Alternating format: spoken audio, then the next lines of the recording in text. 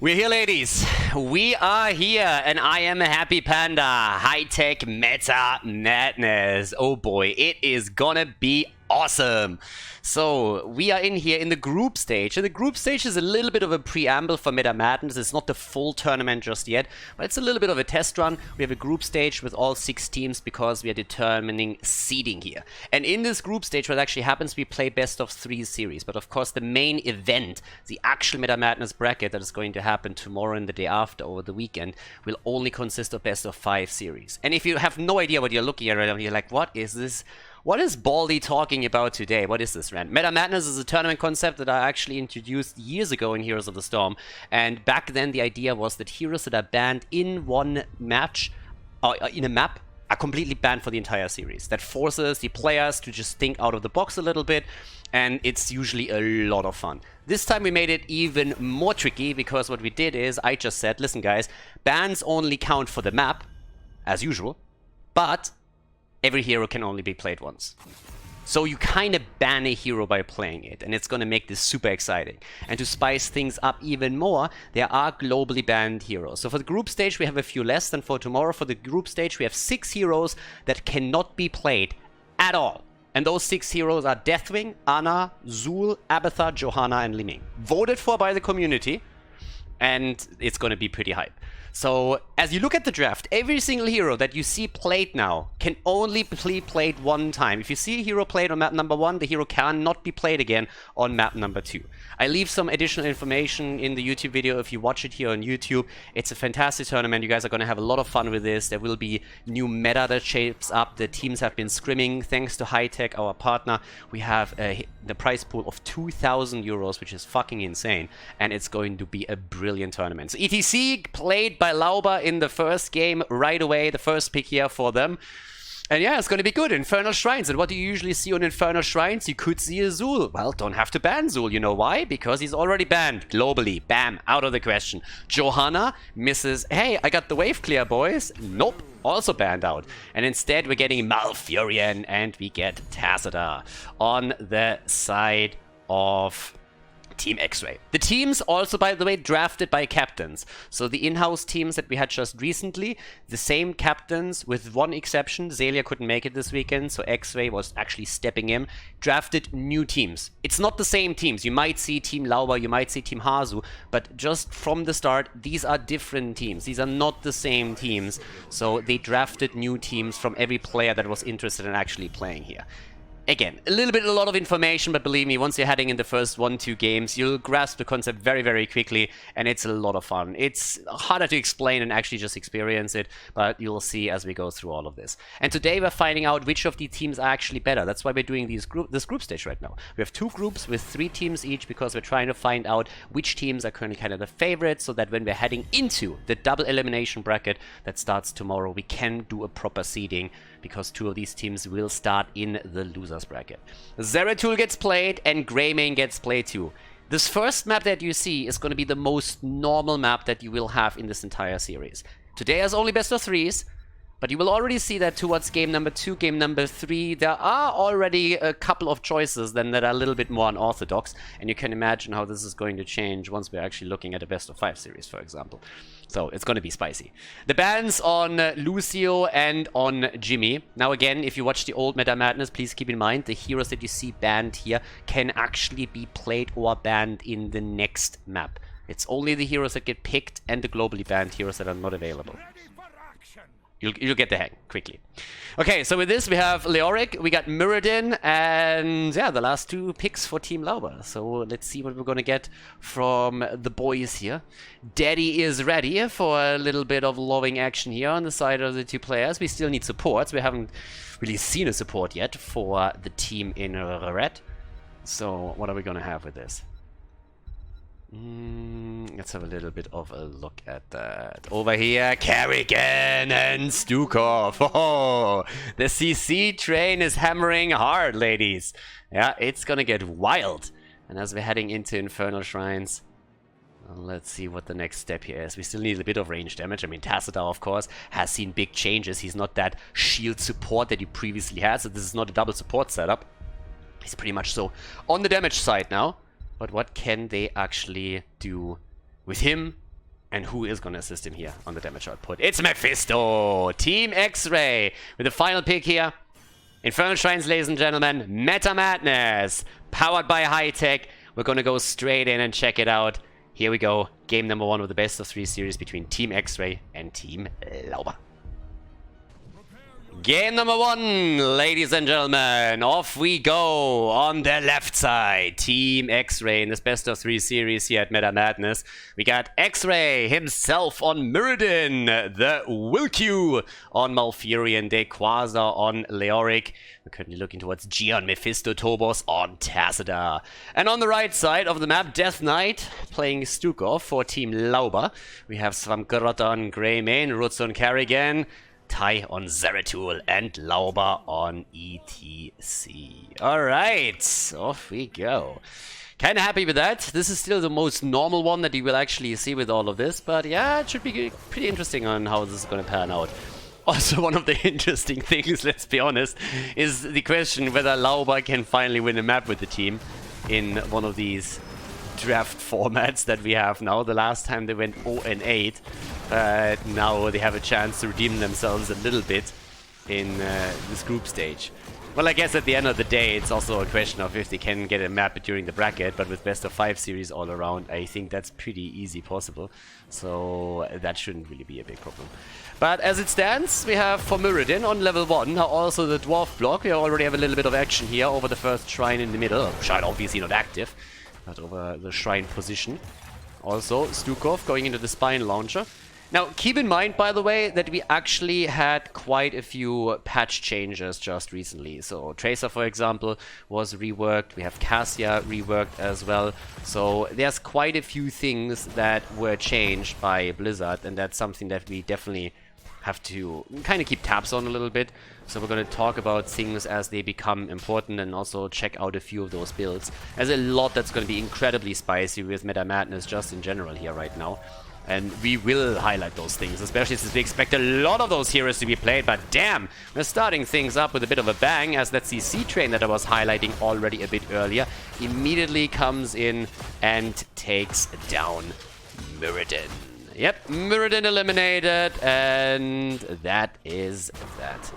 Yeah, Tassadar actually, with the last one, was also buffed a little bit on a lot of his talents. So the developers came out and just said, okay, listen guys, after the Tassadar rework, it wasn't quite what we wanted. We really expected him to punch a little bit harder and to just do a little bit more damage overall. He's underperforming right now. So in that sense, they started to buff him again. And also change a few of the talents. Ooh, a wall is down. Svamgrotta might be in a little bit of trouble, but they go straight up for the counter attack. 1 kill versus 0 so far. Team Lauber still doing fine here.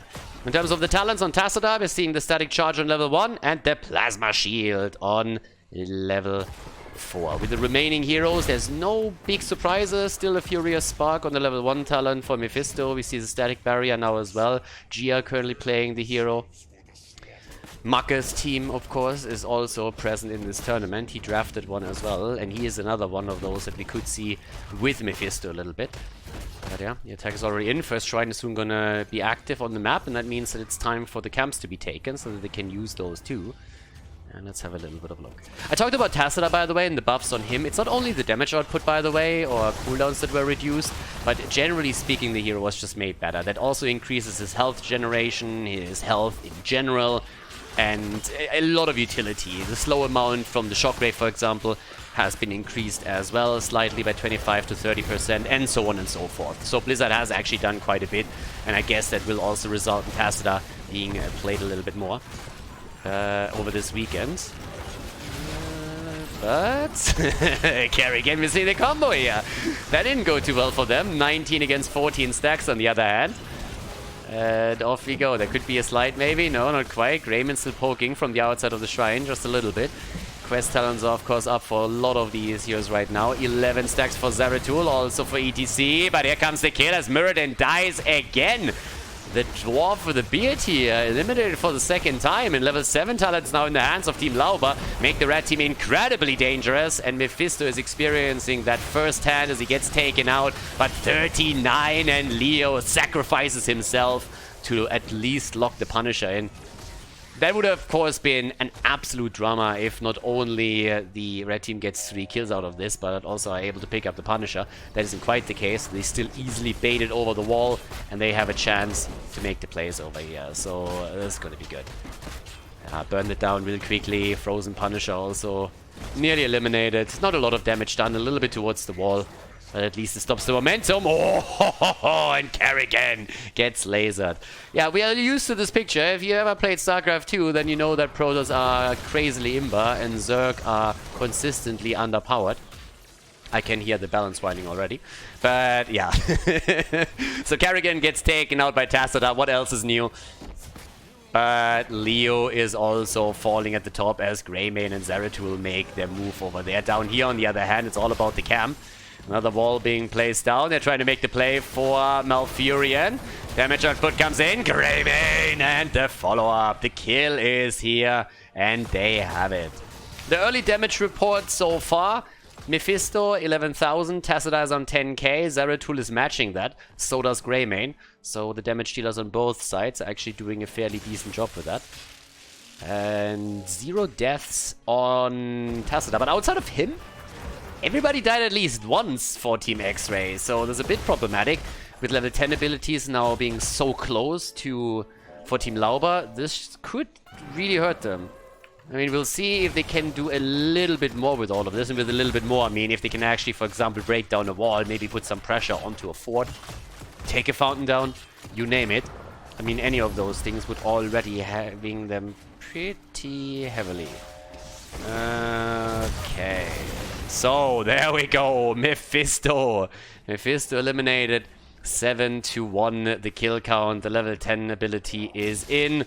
One of the reasons why Mephisto didn't make it here. The Might of the Nerazim, as usual. We also have the Bullet, the Ultralist, the Mosh Pit. All of it is in as we speak. So, okay. Let's go. We have currently nearly level 10 for them. Not really a lot that was done with the level 10. I mean, they got an additional kill. They are still heavily ahead in experience. They have the kill count. Things are looking pretty good right now for Team Lauber. And I have to highlight this again. There's a lot of prize money on the line. Thanks to High-Tech, we actually have 2,000 euros of prize money for this tournament.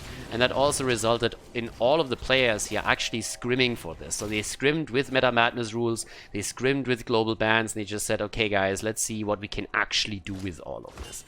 And also, as I said before, guys, if you want to support this tournament, if you want to make sure that a sponsor like High-Tech is happy and might be interested in running a tournament like this, again, check out the link that is in the video description of High-Tech. Check out their shop. Just have a look there. They're tracking that stuff. Good kill over here as we're tracking kills. And if they see that there's actually a lot of people that come through this tournament to their website to check it out and at least show some interest, then that would be a huge effort for us. It's pretty difficult actually to find sponsors that are interested in Heroes of the Storm these days. So thank you very much, High-Tech, for all the trust there. Very, very much appreciated. And again, you guys can help out to make it easier for the future. So with the camp stolen away on the left side, we have now 8 kills against 1, and the next shrine is opening up too. Blue team is trying to be aggressive since they don't have the level 13 yet, but they're so far away that they know if they wait too long, the opponent is going to get it first. Tassadar gets immediately eliminated. This time it's Kerrigan and Stukov to take her down, so the revenge of the Zerg is definitely there. But now it looks more and more as if this particular Punisher would easily end up in the hands of Team Lauber right there. So let's have a bit of a look. There's the 13 talent. That's also the virulent reaction.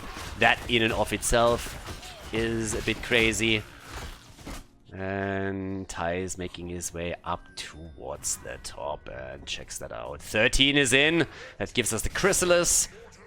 And it's Punisher time. Alright, come on. Of course, we have seen a few adjustments to the tower mechanics just in general, now that the priority with the aggro has been changed. But generally speaking, they're still fairly strong and do a lot more than they did in the past. So it's easier to hold a push like this. But if you are 8.5 minutes in, you're 3 levels behind, you still need to be careful.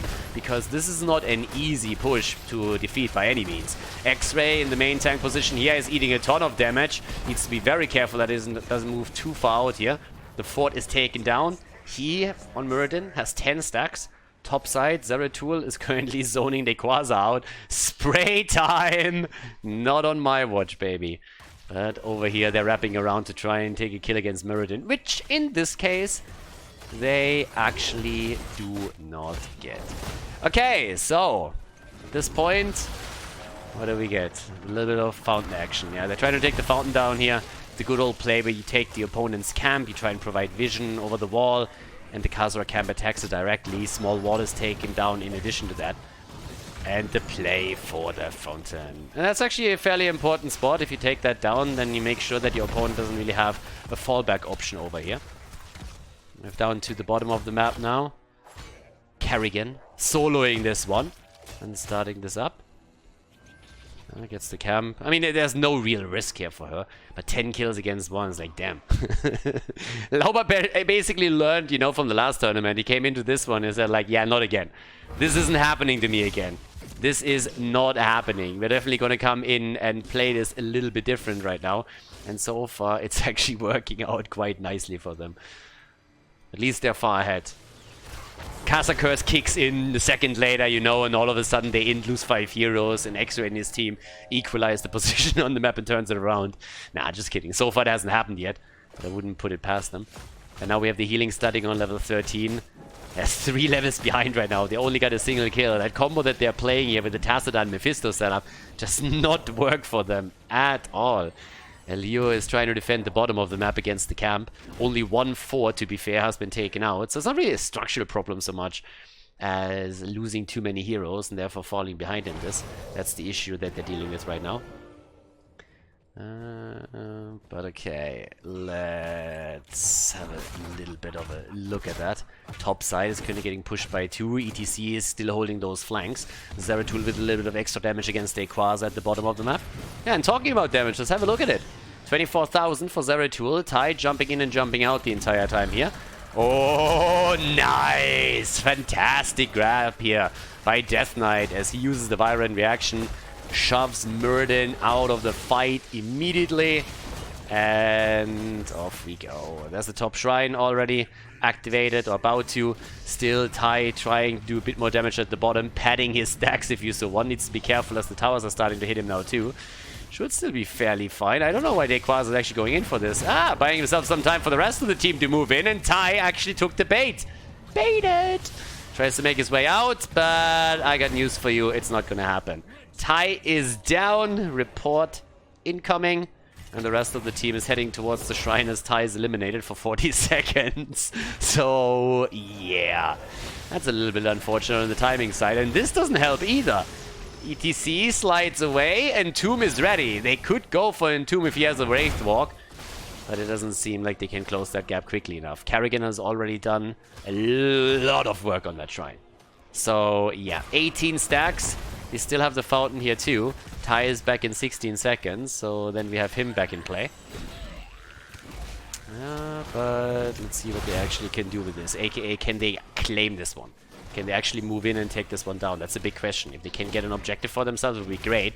But I like the move that we see from Lauber and his team. They're simply moving into the middle of the map to take one of the structures down. And that's actually a really good response. If you're in a situation where you might not be able to get the objective, at least trade. Try and get a good trade here. Especially if you have vision. Greymane, for example, is already pushing the bottom, which means now he can escort the catapult more or less towards the wall, which has been pretty much eliminated. There's a little bit of a trap set up. They were hoping to catch the rotation into the middle, which hasn't happened because Quasar took the safe path. 6 Khaldor camps need to be dealt with. And everybody over here is actually falling back. Yeah.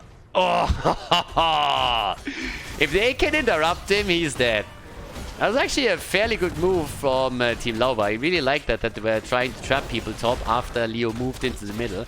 But also a nice call from Xrayy's team to simply fall back and let the Punisher slide for now. They at least brought themselves onto even talents. They're of course still heavily behind in experience, which, to be fair, is still a problem. But now they can at least take a team fight, you know, so that helps a little bit. So let's have a bit of a look there. Bottom of the map. Another camp gets taken. That helps to close the window. But again, if your window is like 3 levels or 2.5, then you need a team fight. There's no other way to get around this. Either you pick up some kills isolated on the map, or you take a team fight. But either way, just simply taking camps on the map and getting the lane experience doesn't do the trick for you anymore. You need to be way more aggressive around all of this. Now on 20, Leo, of course, is quite powerful with his Buried Alive, so that might be the game changer for them. But as things stand, they're pretty much just playing this safe and slow. It does seem that they just accept that level 20 is going to kick in before they get a chance to force a fight here. So it's a little bit of a slower paced game that leads us into this Meta Madness episode, simply because the kill advantage that we see from Team Lauber is too big and too difficult to bridge at that point. So we'll see. Kerrigan comes already in. Tries and checks that out. Up towards the top. Ty is sitting tight now too.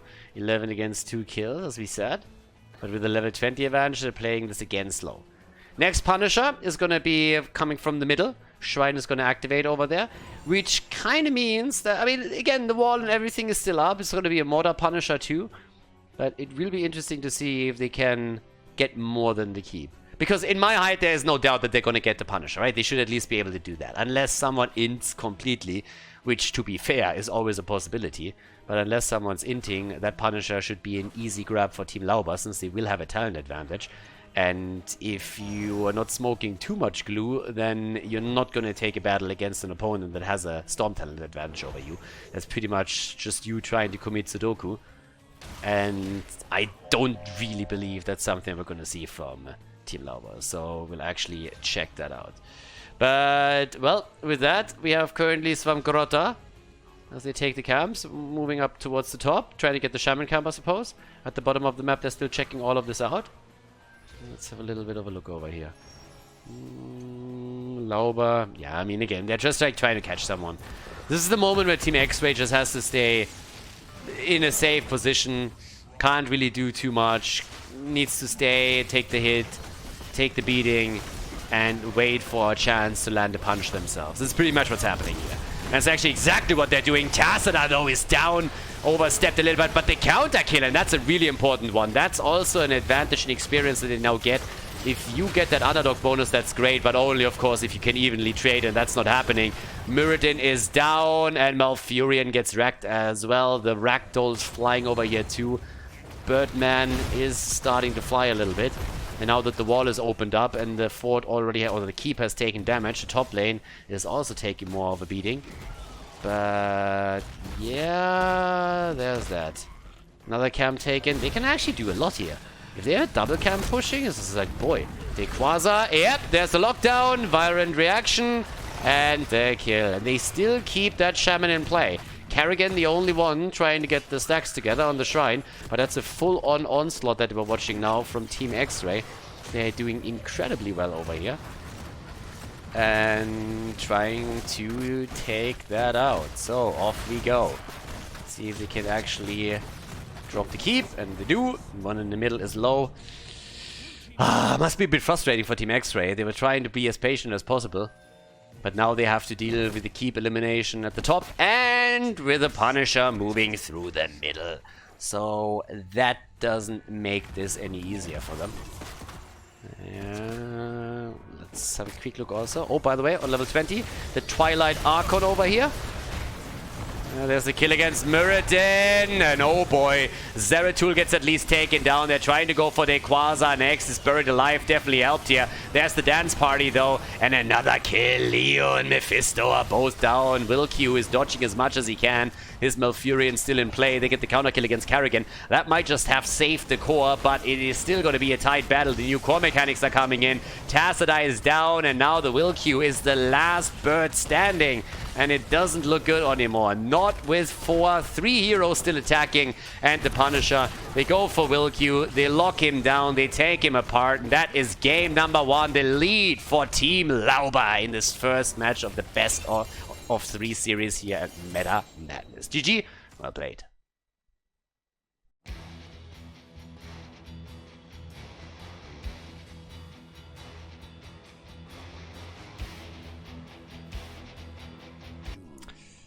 Game number 2. Let's head straight into it. The best of 3 series here at Meta Madness continues. Team Lauber in the lead. And this is where the real fun starts now, guys. Coming into this, we already have 16 heroes banned before the draft starts. 6 heroes globally banned and 10 because they were played on the last map. Now, of course, I'm helping the players currently out by just eliminating that. So we're tracking all of that with a sheet. I'm probably linking that in the YouTube video too if you're currently checking this out. But this will make the draft a little bit more spicy. So this should be good. Junkrat gets banned. Again, he was already banned on the last map. But there's slight adjustments, as I said, to the Meta Madness rules. Heroes aren't globally unbanned for the entire series anymore. But instead they are only being allowed to be played once. So all the heroes that you actually saw on map number 1, they're out. Can't be played anymore. So we see the ban on Rega. Okay. And I'm hyped for this one now. Now, of course, if you're heading only into the second map, there's still plenty of heroes to pick from, right? Things are getting spicy when you go into game number 3, into game number 4, into game number 5. And those best of 5s, they will come when we're entering the double elimination bracket stage of the tournament, which will be Saturday and Sunday. So on today's Friday, we are looking at the group stage because we need the seeding for the 6 teams, since there will be 2 teams that actually start from the losers bracket.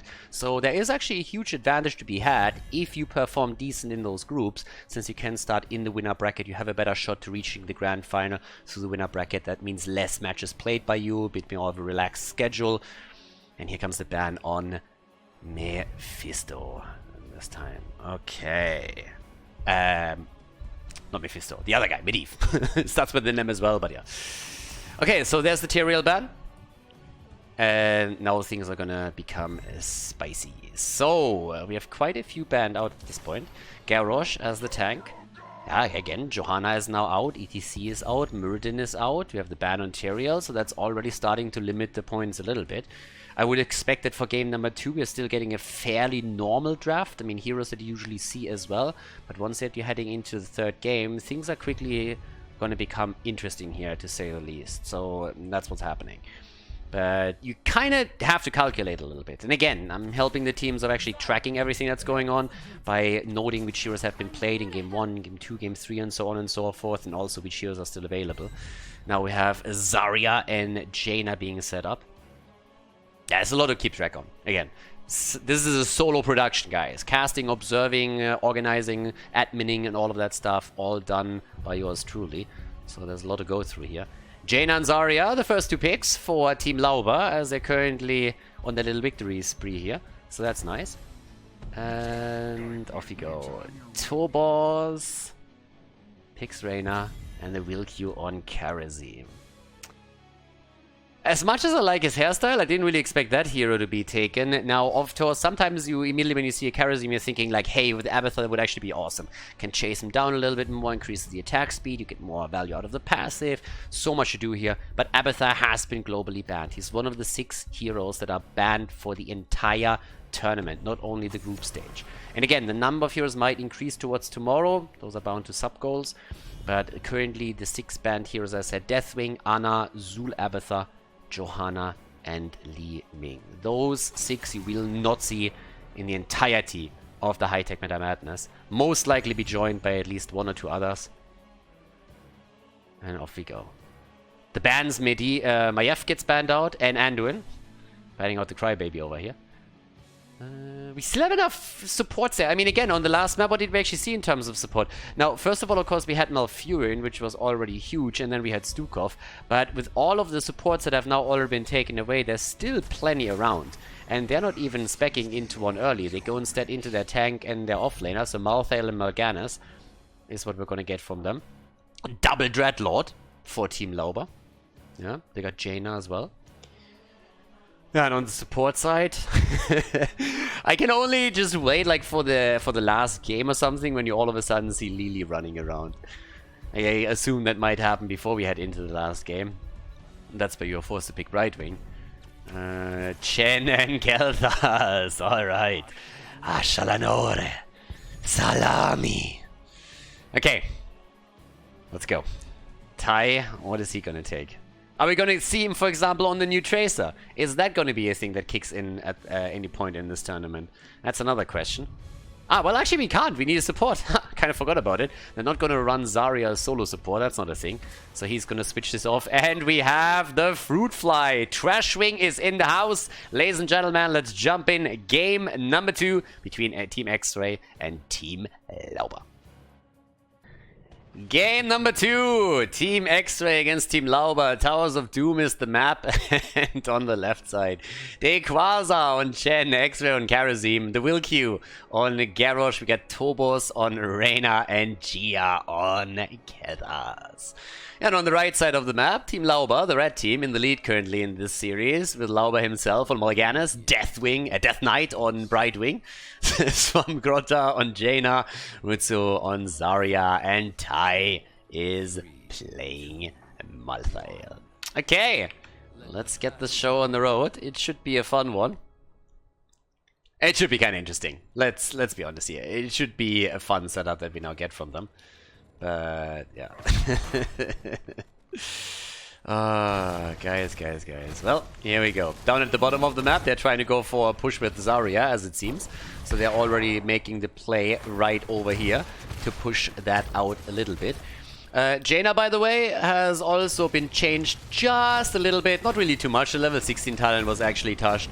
So the damage bonus from the Snowstorm has been increased from 30 and 70% to 50 and 100%. It's actually a pretty big increase. I mean, it's not quite, it's like 30% roughly, a little bit more. So that's something that could play a role in some niche setups maybe. We'll see. I don't really expect it to, but we'll find out. For now, by the way, Garrosh is eliminated, so that is a bit reminiscent of what we've seen in the previous game. A very quick kill for Team Lauber. The level 1 talents are in, and that gives us, as usual, Exterminator here for Reyna. So now that Blizzard has tinkered around a lot with Ace in the Hole and Exterminator in the current iteration, Exterminator is pretty much the talent to go for on pretty much any map. And there are very rare cases where you will still see Ace in the Hole, but on most maps you have something that really works for Exterminator, being it the Immortal on Battlefield of Eternity, a double boss on Cursed Hollow, objectives can be easily taken down with it, as for example the Web Weavers, and in addition to that, camps of course too. So there's a lot of arguments to be made in favor of the talent. Back in the days, well, actually like 2-3 months ago, it was all about Ace in the Hole, but times have changed a little bit. So yeah, we're going to check that out. Top side, that's where we have Chen, pretty much sitting solo, and everybody else is currently moving into the middle here, as the level 4 talent already comes in for the blue team. Brightwing with a magic spit, as if those fruit flies weren't already disgusting enough, now all of a sudden you have to deal with spit as well, is like, oh. That on the other hand seems like a kill. Oh, Will Q about to go down, and he is dead. Second kill against him, actually. That's a double kill against Garrosh. That didn't really do a whole lot for them. So they are falling quickly behind here. Uh-oh, Team Xrayy. Are they going to be in trouble in this tournament? They scrimped quite a bit as well, but we'll see. So up towards the top. That's where Tai is going to take his stand against Chen. Triple altar phases, of course, starting up soon TM. And let's see what else we're gonna get around that. I mean, normally the top left, top right is gonna be an easy exchange on altars on the two teams, and then once that you're moving over into the fight on the bottom of the map, that's where things get spicy, because this is the third one that you're looking at. We have by now also the speed barrier, so that allows the target to be a little more nimble on the feet. Top left, top right exchange, as expected. Here comes the attack. Zarya gets flipped in, body block too, and is still able to move out. And the altar hasn't been channeled yet either. Malthael actually with a bit of a slow rotation from the top, pushing the lane out first, but Chen is already arriving at the bottom of the map. And Gia on Kel'Thas gets the channel. And that's 4 additional shots fired right here. Yeah, nicely done. So small lead currently on this. They're really eager to also get the kill in. I mean, again, the problem for them earlier was that they were just not able to get the kill here. But now they're trying to make exactly that happen. Get that kill as quickly as they can. Camps are also taken. Yeah. 7 talents are in as well, so we have the level 7. We got that. We have in addition the blue team still struggling for the extra experience to make that happen. What else? Here comes the attack. No, not quite. Yeah, Brightwing, by the way, talking about the fruit fly, has also been buffed a little bit. It was kind of funny to read through the developer comments. I mean, they said something along the lines of like, Brightwing is slightly underperforming compared to other healers. No shit, Sherlock, you don't say. That's why the hero is also called Trashwing. That's exactly the reason right there.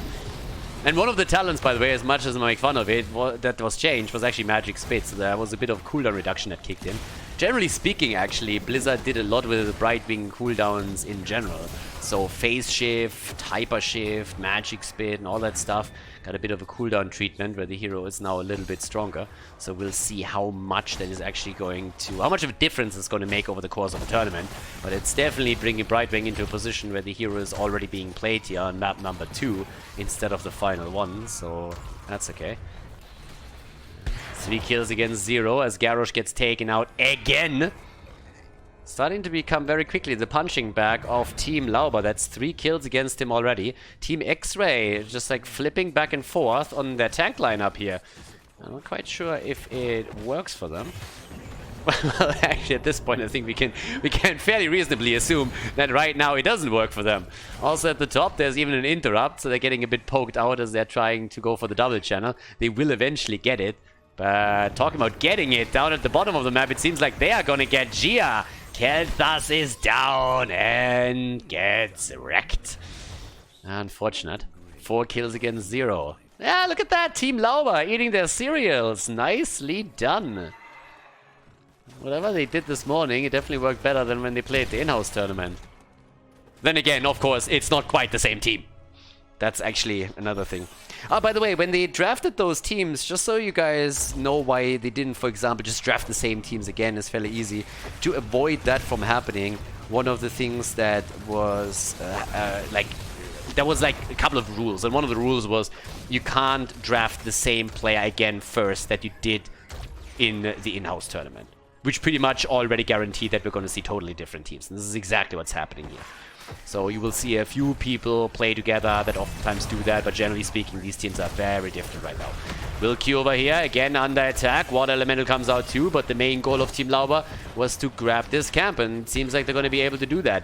Level 10 abilities are in. Brightwing with the Emerald Wind. 7-sided. Panda Power as they're trying to jump in. The Pandas are moving into Jaina and trying to take her apart. Yeah, they're going Dreadlord hunting. 28 against 32. Ooh, the kill against the Fruit Fly. Of course, Brightwing would be the first one to fall on the red team side. No surprise here. Nothing to see here, people. Move along. Move along. Okay, 4 kills against 1, and there's a juicy camp up. 5 versus 4. Brightwing then again has that global aspect that was always the one thing that Brightwing could really offer to a team. And look at that, aren't they nice? They go in, do all the work, and then they leave the camp up for grabs. That's Team Xrayy. That's Team Xrayy right there. And Brightwing is dead again. She came, she saw, and she died. Veni, Vidi, Vici. Alright, same time now though. Xrayy! Oh, Ty gets the kill, but the counter kill against Jaina. Reyna down, Kerosene down. It is the massacre in 2020 on Towers of Doom. And, well, that's another bell tower converted. So bot lane control has already been lost. That's another 5 shots fired against blue team's core. That will not only give the red team the lead on the core points, but now they have control over the bottom of the map, which is always a really good thing to have on this map, since the pumpkins will now attack the core directly, and that's kind of what you want. So, yeah. Let's check quickly out what we have on the damage side. 15,000 for Jaina, 15,000 for Zarya. The two of them for me here, with Khaldor and Reyna, both a little bit ahead. Not being able to do too much here yet. Okay. Yeah, well, let's have them jump in here. The inevitable end. There we go. Yeah. I am inevitable. Who does he think he is? Thanos? Okay, so 13 against 12. Talent advantage. 4 kills ahead again. The rotation between middle and top for experience from Malthael and Chen on the opponent's side.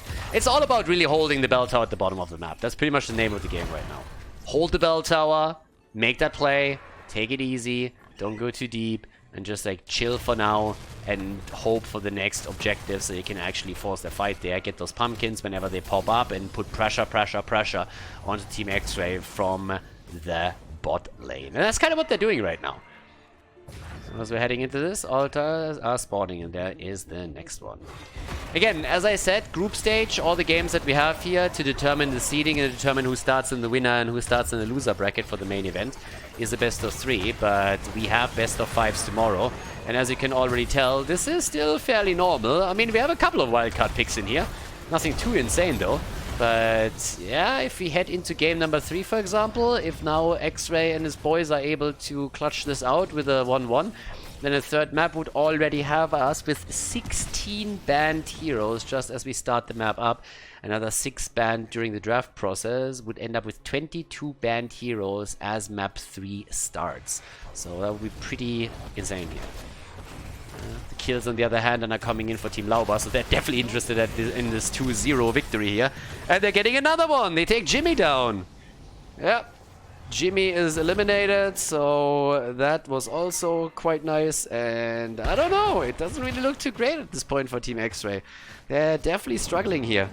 Shots are fired, boom, and that brings us down to 22 to 28 points on the core.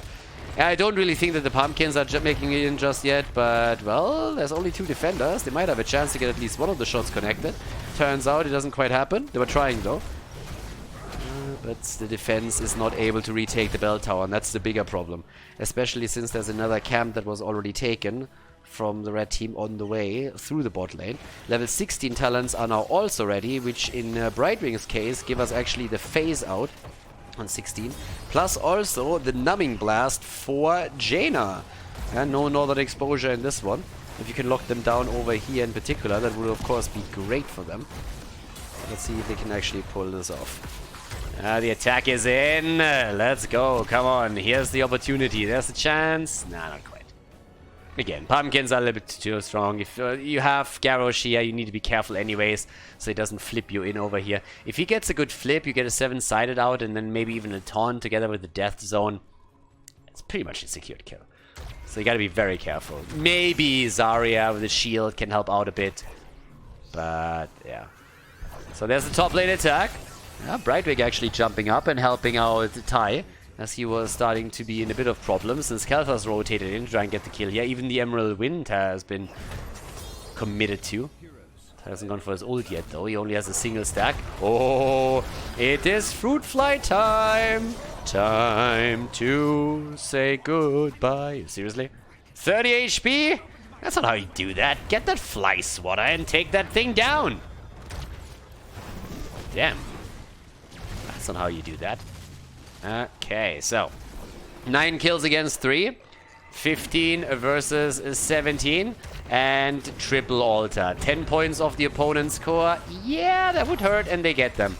They might even get a kill over here. They're working on it. 3 shots fired by Team Xrayy, but that's not really enough. They themselves are now down to 12 points against the 25. Boys, it is not looking pretty. Nope, this could be a 2-0. This could be a quick one. Team Xrayy. Where's the German efficiency when you need it, right? Big problem for them. They just have a huge problem coming back into this and gaining any kind of map control. Even just playing on even talents is an issue, and if they're losing heroes in the process, that might just be it. Lauber low. But they cannot get that kill. Zarya comes in, nasty as she is, gets another shield through. There's that. Death Knight on the other hand. Can they get the kill against the fly? They might, and well, there's the phase out. Can they get it? Yes, the fruit fly is dead again. Okay, fruit fly eliminated. 16 versus 16. A little bit more of a flame strike focus. The ignite is in too. Xrayy eliminated. Garrosh down. Jaina dead, and the kill against Chen. 3 versus 2 trade, and they are chasing, baby. Oh, yes, they are. Trying to get the kill against Tobos and or Gia, but, hello, sir. Ty, look at that. He was ending there a little bit. He's running it down bot lane. Or tried to. Didn't quite work out. Yeah, the ping is on Zarya, for good reason. I mean, she just saved his bony ass. So there's that. Alright, let's go. Let's shake this one out. Next camp taken. Double altar. Theoretically, that could be more or less checkmate. I mean, again, you get both of them. Your opponent's down to 2 points on the core, which means you can get the boss at the top to finish the game out, or simply escort a few of the pumpkins over. No matter how you do it, that would be a victory right then and there. They're playing it a little bit safe around the middle. The bottom is already about to be channeled. Successfully so, I might add. And if they draw this fight out, then the pumpkins through the bot lane might actually make it in.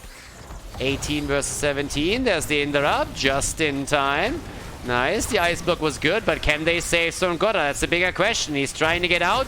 Might be problematic. Where's that Zarya shield when you need it? Well, they actually make it. And the Quasar has overstepped with a few of his panda slightly. He's going to lose a lot of them.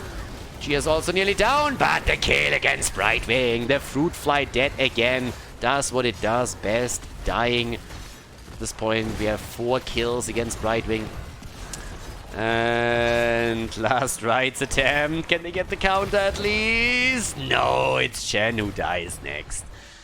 Yeah, guys, girls, that's the problem. If they channel this one, it's over. The pumpkins made it through the bottom of the map, so this could be the end of it. A 4 versus 3 scenario on the map. There's the pressure against Garrosh. They're poking it out, but Jimmy is down. And it seems like Team Lauber is gonna secure the first victory here in Meta Madness, from the looks of it. Ties a bit low, unless Gia somehow pops off with the living bombs. I don't see any hope for them anymore. And that is it, the conclusion. The first series in the group stage of Meta Madness is over, as Team Lauber takes down Team Xrayy with a 2-0 victory on Towers of Doom. Nicely done.